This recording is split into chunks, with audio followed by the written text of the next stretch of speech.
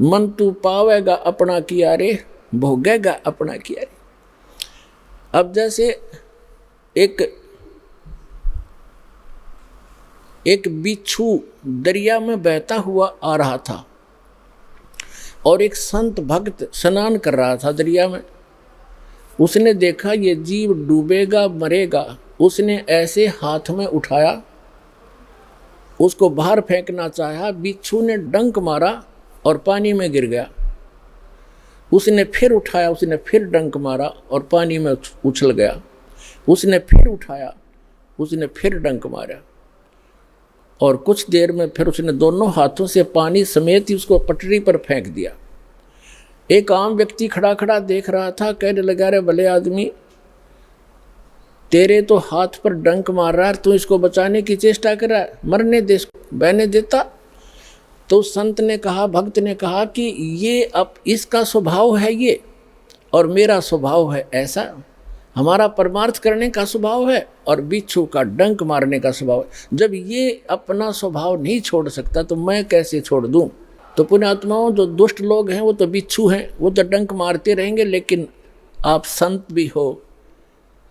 और जो तो को काटा बोवे ताको बो तू फूल, और तोहे फूल के फूल हैं वाको है त्रिशूल। एक समय की बात है, एक चोर चला गया किसी चोरी के उद्देश्य से। उसने एक गरीब किसान का बैल चोरी कर लिया, अकेला एक ही बैल था उस गरीब व्यक्ति के। लेकिन वो भक्त था, भगवान का भक्त था, परमात्मा से डरने वाला था, दान धर्म करता था, गुरु जी की शरण में जाता था। परमात्मा आते रहते हैं कोई भेष बदल कर, कहीं ना कहीं संत की लीला करते रहते हैं कबीर भगवान। उसकी एक ही बैल था गरीब के, उसी को चोरी कर ले गया। अब उस चोर ने, जैसे वो 100 रुपये का बैल था, उसने तो 20 रुपये में बेच दिया। उसका कौन सा धन था, बेचकर, और पुराने समय की बात है, उसको कर दिया वो खा खर्चे। उसने देखा कुछ दिनों के बाद वो फिर गया, इधर उधर देखा, कहीं दाव लगा नहीं। उसी किसान के आसपास रात्रि में फिर पहुंचा, उसके झांक कर देखा, उसके दो बैल बंधे थे और किसान आराम से बैलों से दूर सो रहा था अपने ही आंगन में। चोर ने उस किसान के दोनों बैल चुरा लिए और वो ले गया। अब उस किसान ने अपने गुरुदेव से कहा, गुरुदेव, आपके दास के दोनों बैल चोरी हो गए। तब परमेश्वर ने, गुरुदेव ने कहा, बेटा, उसका स्वभाव है, वो कर्म है, आप भगवान पर विश्वास रखो। यदि चोरी करने से ही कोई धनी बनता है तो कोई भी काम ना करे और सब चोरी ये कर ले, परमात्मा तेरे को कई गुना देगा, विश्वास रख, डगमग ना होना।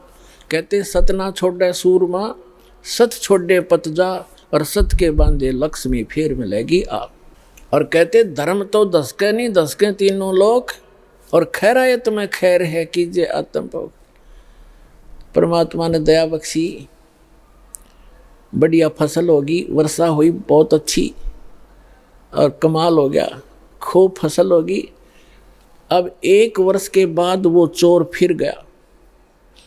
उसने ये विचार लगा कि वो व्यक्ति ना कोई पुलिस में रिपोर्ट कराता और ना तेरे सिर में कोई दर्द करता, नहीं तो कोई खोजी पीछे लगा दे, ढूंढ ले चोर। तो वो शरीफ फिर देखा कि अब के फिर जाता हूँ उधर ही। अब चोर ने तो वो तीनों बैल बेच के ख़त्म किए, खा खू का फुर कर दिया।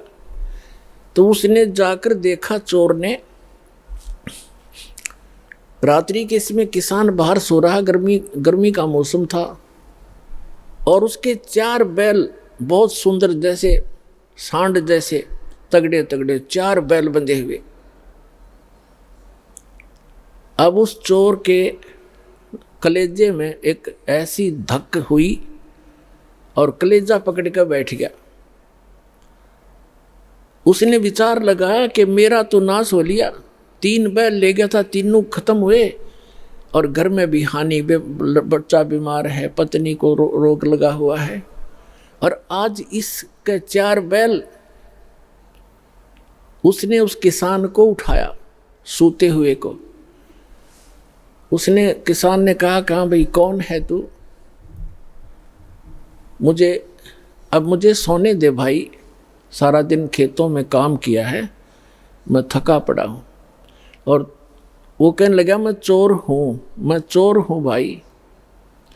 किसान कहने लगा भाई कोई बात नहीं, आप अपना काम करो, मुझे डिस्टर्ब ना करे, सोने दे, वक्त से उठना है, आप अपना काम करो जो जिस काम आए हो।